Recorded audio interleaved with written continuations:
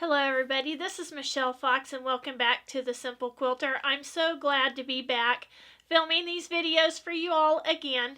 It was a nice break and I hope you all had a great Thanksgiving. Today I'm going to be talking about quilt labels because one of my subscribers asked if I could show how I do my quilt labels, and I have several examples to show you today.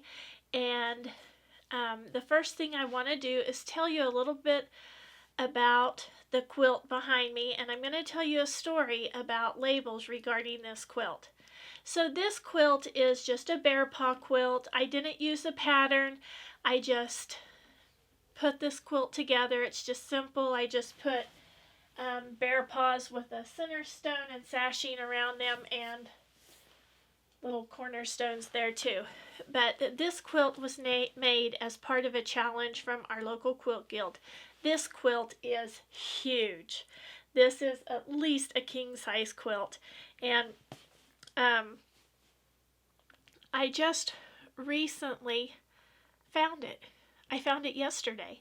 So for the longest time, I thought I had lost it. And I was really concerned because I had not put a label on this quilt.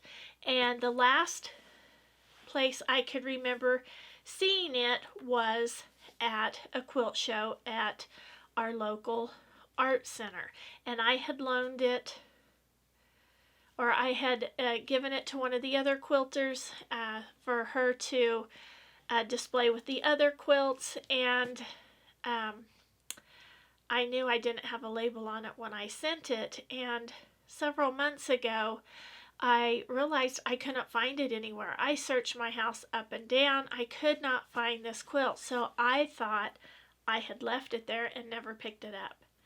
But last night I was asking my daughter if I could use a couple of her quilts that I had made for her to use for showing examples of the labels. And there were two on her bed, and she said, well, Mom, I have some more in the closet. And she showed me the ones in her closet, and there was my Bearpaw quilt. This is one of my favorite quilts. Gosh, I say that about every quilt, don't I? But I do love quilts, and I do make some just for me. And I did make this just for Wes and I. Now, I haven't put it on our bed, but it is for us, but it has no label. So I knew that if it was lost, it would not be returned because nobody would know where to return it to. So I am so glad and so thankful that my daughter had put it in her closet. So keeping that story in mind, I want to talk about 3 reasons that I think we should label quilts. Number 1 is to identify who it was made by and who it belongs to. So for example, I just have made several quilts for different people. They're in my UFO list, and you all have just recently seen that. But on each of those, I will say who they are for, and I will write that on the labels. So it identifies who it belongs to. It also, for historical purposes, that's the second reason, tells who made it, who pieced it, and when that was made or pieced. And you can put Merry Christmas or Happy Birthday to also identify the occasion. And it tells the year, typically tells the year that the quilt was made. So 1, it identifies who it belongs to, and 2, you do it for historical purposes. And the third reason I think you would label a quilt is for appraisal value, because sometimes appraisers are not able to identify the exact year that the quilts were made, and sometimes that could affect appraisal value. So especially if you're making an heirloom quilt, which I'm not sure that any of mine are heirloom because I want mine to be washed and used and kind of used up. I want people to enjoy my quilts. But some of my friends do applique quilts. Now their quilts are heirloom quilts, and they need to have theirs clearly marked because some of their quilts will just really be valuable now and even in the future. So appraisal for appraisal reasons is the third reason why I think you should label quilts. There's another topic I want to discuss as I'm talking about labels, and that is what to include on your label. Now, different sources will provide a different list, but here are some of the things that I think should go on your quilt label. These are the things that I typically put on there. I put the name of the quilt, or whatever name I've given the quilt. I put who it's for. Sometimes I write a personal message. Sometimes I write the occasion, such as Merry Christmas or Happy Birthday. I put the date, at least the year, and I put my name, the person who's pieced the top. That's me. Now, I haven't done a good job of putting who quilted it, and I wish I would have. Now, in the earlier days when I was first making quilts, I was better about putting labels on. And if I machine pieced the top and my mother hand quilted it, I always put those on the labels. But I haven't been good about putting who quilted my most recent quilts, the long armors that I send it to. I haven't put their names on there, but on the labels today, I have put their names on those quilts. And I just want to be sure that I don't mislead anybody, because I tell you all that my large quilts are all machine quilted by other people, but people may not know that in the future, and I certainly haven't machine quilted any of these large quilts yet. Some people will also put their address, I don't know, Oklahoma City, Oklahoma. But personally, to me, that's not important, and I've never put that on any of my quilts. But, if you're taking it to a big quilt show, that might be important. You also might want to put your phone number or your email address. Your address could change, but your phone number and your email addresses, those stay pretty consistent, especially now since we have cell phones and our numbers don't change very often. So those are some additional things you might put on there. And again, a personal message. One of my sisters really prefers that I write a personal message on her quilts, and I will show you some examples of personal messages on some of my quilts in a little bit. Okay, so I'm going to step aside and I'm going to try to show you some of this quilt. Now, it is a big quilt. I'm not sure you'll be able to see it all, but I am going to try to show you quite a bit of this Bearpaw quilt hanging up.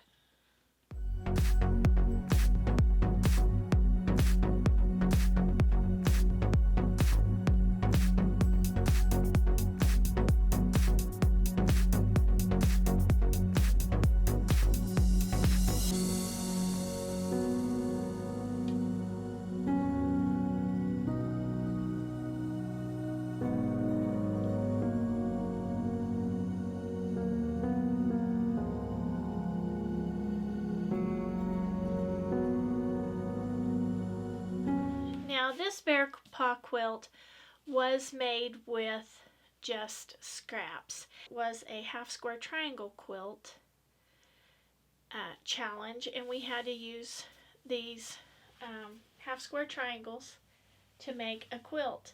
And I had been wanting to make a Bearpaw quilt. It's one of my favorite patterns, so this is what I came up with. Now, my quilt didn't win, but it's okay. I love this quilt. So I'm going to have to add this as a UFO to my running list, which is going to make even more UFOs for me to complete. But this quilt isn't done because it really needs a label. And I want to put a label on this. I'm really proud of this quilt, and I really do like this quilt. So I want people to know in the future who made this beautiful thing. And the quilt design on it, I tried to do a close-up, but I'm not sure you could see that, but it's a wilderness theme, and it has bears and trees all throughout it. It really is just a wonderful quilt. The first thing I want to show you is how I make handwritten labels. And I have done labels that I've used my printer for, and I haven't had any difficulty with those, but I do like to do handwritten labels.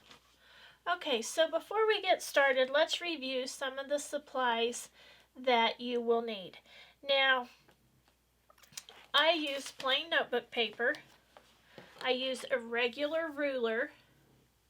I use a Sharpie marker.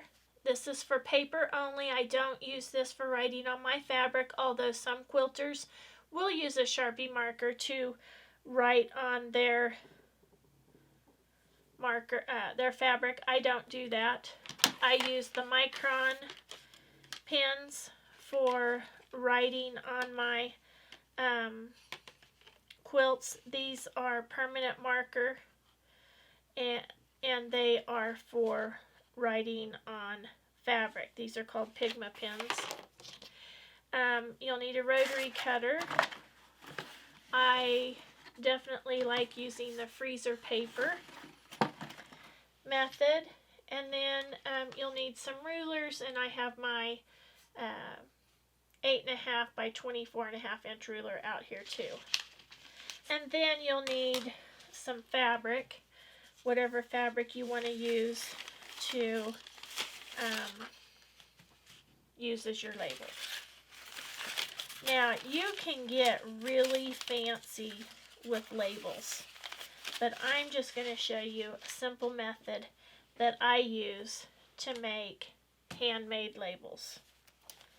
Alright, so the first thing you're going to do is just make a writing guide. And all you're going to do is use that notebook paper. Start at the bottom so you don't have this big space up here at the top. You just want these little narrow lines, so I start at the bottom. I write over them a couple of times because I want that line to be really dark and show through the paper.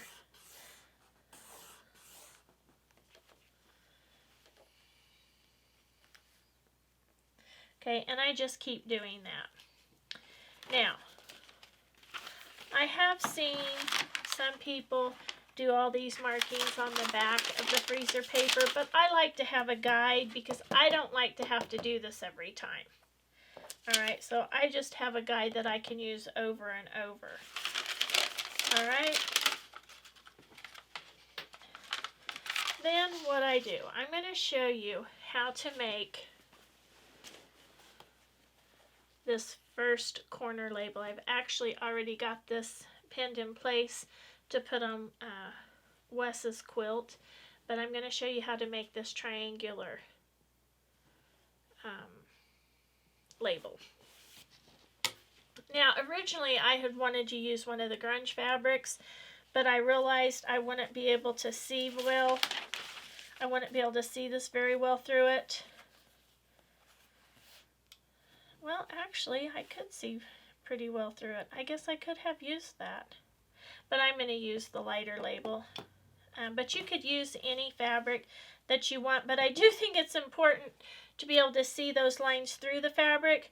Well, maybe it might not be important for you, but it is for me, because when I try to write, I either write going down at an angle or going up at an angle, so I need the lines to help keep it straight.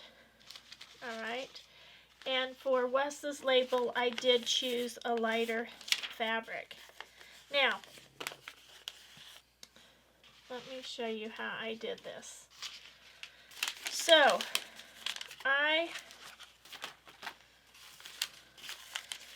I start out by cutting a piece of freezer paper and a piece of fabric the same size. And to protect my ironing mat, I do put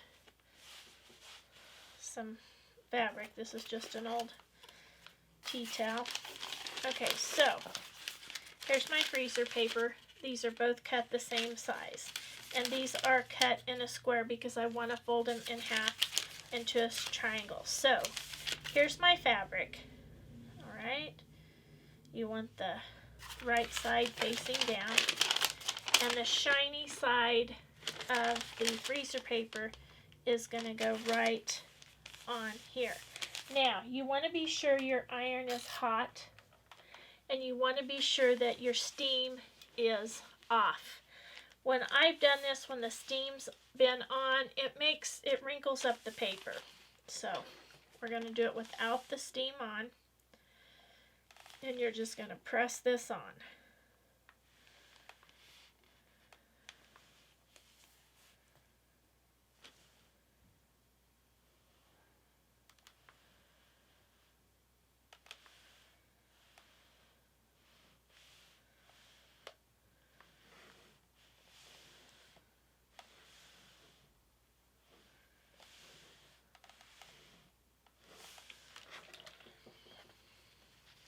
Okay, so there the fabric is ready to use as a label.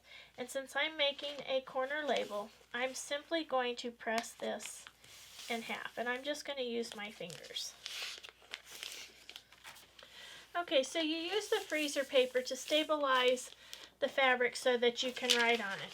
Then I just take my writing guide, slip it in between the folds, and I don't know if you can see that, but the lines show up through the fabric.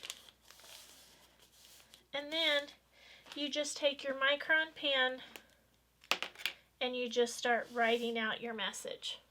Now, you do want to be sure that you leave 1/4 of an inch at least here on the edges. You could even leave, a little bit more than 1/4 of an inch. I don't need to do that because I can keep it in the middle without extending into that because I know to leave. But on this side, you could mark 1/2 of an inch or 1/4 of an inch to 1/2 of an inch there so that you don't write into your seam allowance if you need to.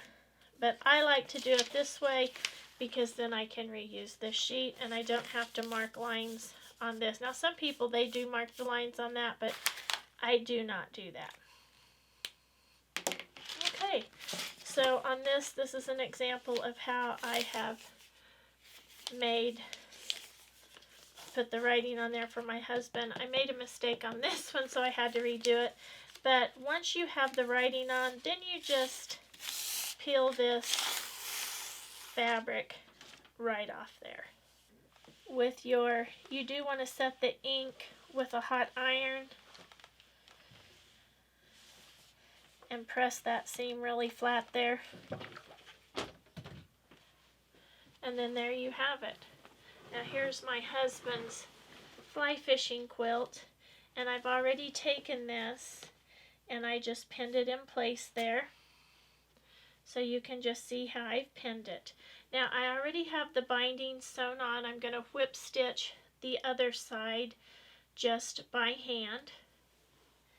But I'm just going to fold this flap down and I'm just going to sew here. Then I'm going to fold the flap down this way and I'm going to sew along here to secure that label in there. Okay, now you can see how I just sewed down there and I sewed down here.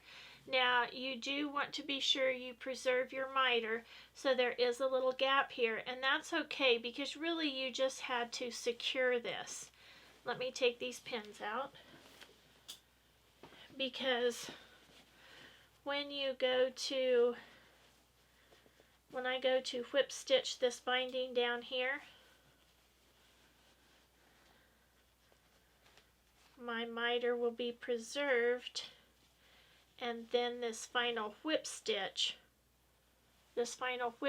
here will further secure the label.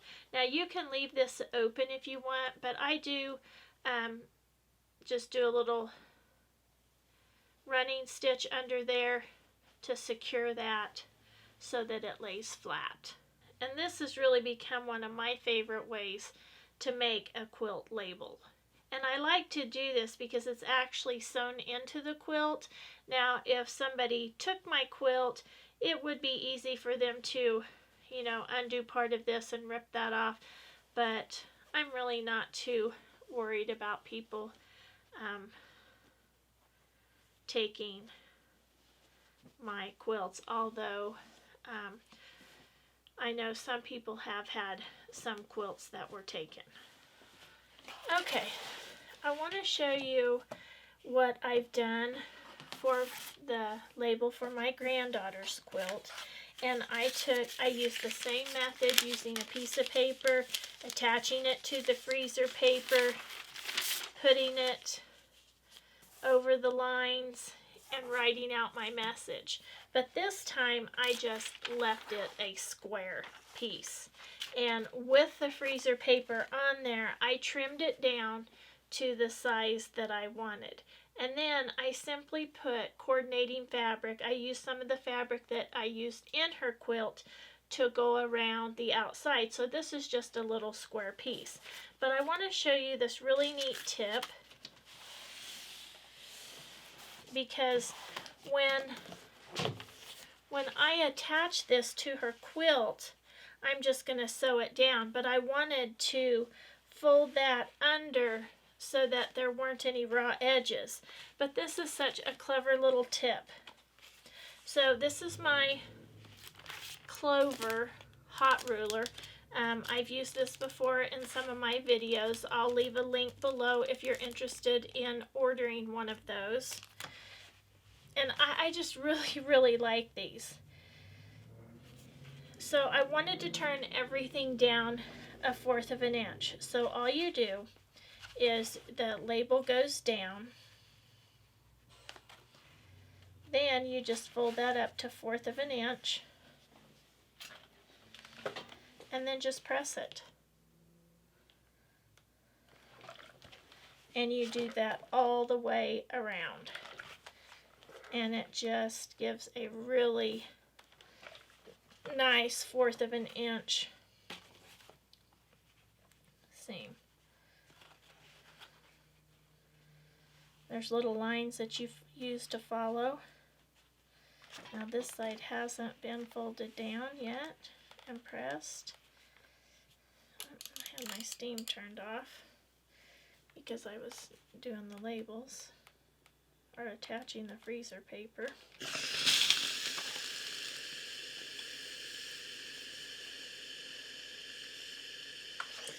Get the final little press there.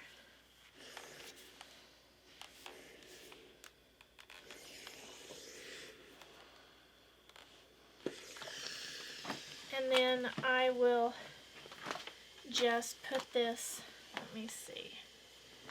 I always like to put these in the right hand lower corner.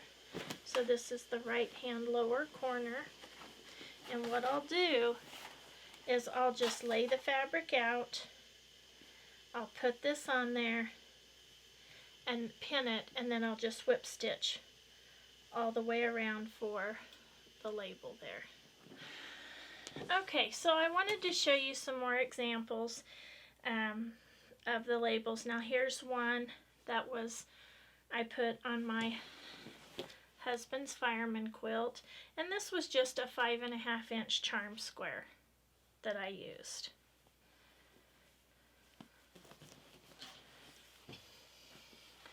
This is one of the first pieces I ever made, and I put this label on there.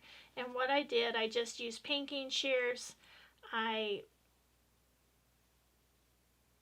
This is actually my father's handwriting. He just had beautiful handwriting. He did such a nice job printing. And then I just did a little running stitch around there. This little pattern was called Dinosaurs in Love. And I did this in February of 1994. Again, it was one of my earliest pieces. Here's another one. This is when I learned to do applique using invisible thread. And again,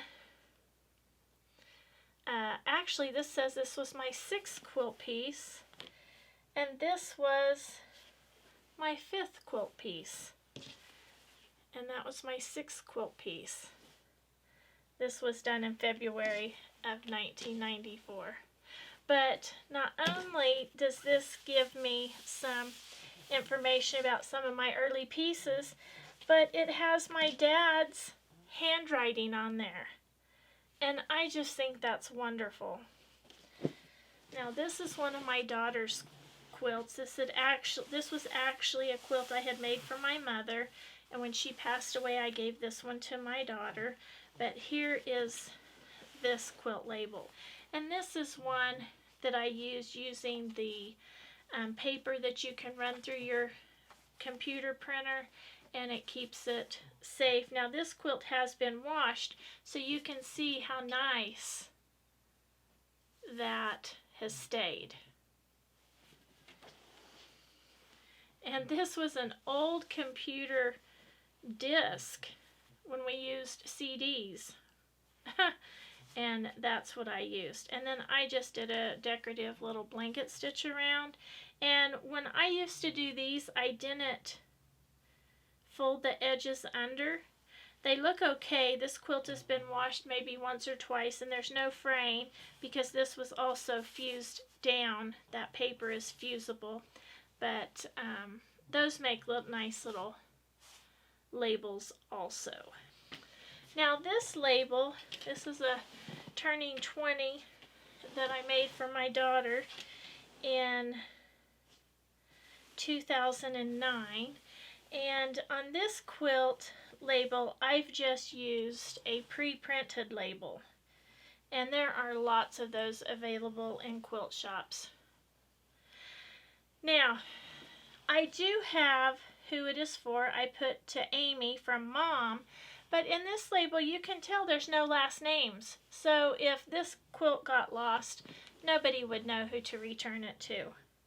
Now, if it stays in our family, we'll know who Amy was and who Mom was, and we'll know that it was done in 2009, but I do think that you should probably put your first and last name of the receiver and the person who's made the quilt. It says, turning 20 for Amy from Mom, I love you. Now here's another method of labeling your quilts that I wanted to mention to you. I have joined this label subscription, and so every month I get a new label, and this is from Sweetwater. But let me show you. These are just so cute, and they have my name on them. And I do think, though, if I use these, I will put the date on there also. And I think when I use these, I will sew them directly into the back of the quilt. But let me show you how cute some of these labels are. They're just so neat. And this is just a subscription from Sweetwater. Let me show you another one here. I've been anxious to use these. They come so nicely packaged. Here's another one. I had two in this one. So I'm looking forward to using these. These are iron-on, and then you can just do a little whip stitch around them, or just sew them directly into your quilt. So there's that. Now, if you are just really not into making labels, be sure you at least sign your quilts, and you can write your name and the date. So that would be the bare minimum that you would want to do. I have actually done that on one of my quilts, and I just wrote directly on it. It says, "The Quilted Cottage Spool Quilt by Michelle Fox, December of 2018. So you can, if you don't want to bother with making a label, at least put the name of the quilt, your name, and the date. And those were the examples that I had of labels. Don't forget to label those quilts. Your quilt's not done until the label's on. Don't forget to check out So Many Quilty Things website. There's a coupon code below for quilting and sewing apparel. This t-shirt was made by Vicki Slaughterback, and she designed this just specifically for me, but she will work with you and help make t-shirts specifically if you have a design idea in mind. So again, check that out and don't forget to use the coupon code. I hope you've enjoyed today's video. If you enjoyed the video, please give me a thumbs up, share with a friend, subscribe if you haven't, and as always, leave a comment. I love to get the comments and I try to reply to each and every one. So until next time, have fun quilting.